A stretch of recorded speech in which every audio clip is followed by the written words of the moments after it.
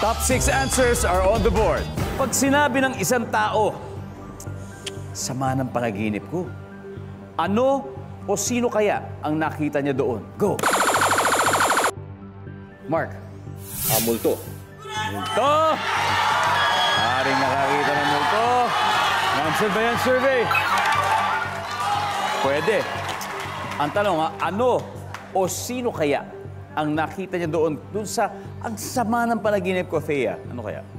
Clown. Clown! Wow! Takot ka ba sa clown? Ang nakakatakot kasi para sa akin, clown, pare, at saka madre. Talaga? Nandiyan ba ang clown? Wala. Mark, pass or play? Play. All right, let's play round 1, Mark.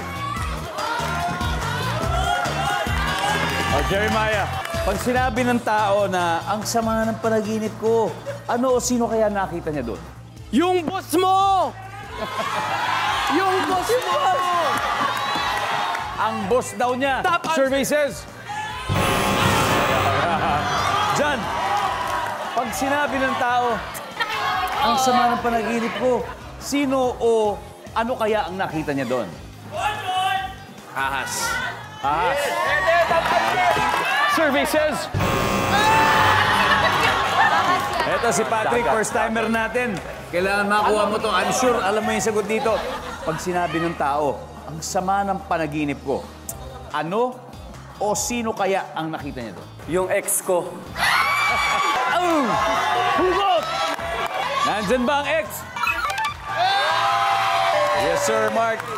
Pag sabi ng tao, ang sama ng panaginip ko, ano kaya o sino nakita niya doon? Pwedeng bagyo or tubig na madumi. Bagyo. Dilubyo. Dilubyo. Oh, parang ganun. Disaster. Disaster. Diba? Nandyan ba yan? Brian, ano kaya ang suggestion mo? Pag sinabi ng tao, ang sama ng panaginip, ano o sino kaya nakita niya doon? Kaaway ko. Kaaway, El. Ako, inutangan. Inutangan. Okay, kaaway, inutangan, Jeric. Ako, agree ako, kaaway. Kaaway. Kaaway, oh. Thea, kapag sinabi ng tao, ang sama ng panaginip ko, ano o sino kaya nakita niya doon? Inutangan. Oo. Inutangan. Inutangan. Tapos naniningil.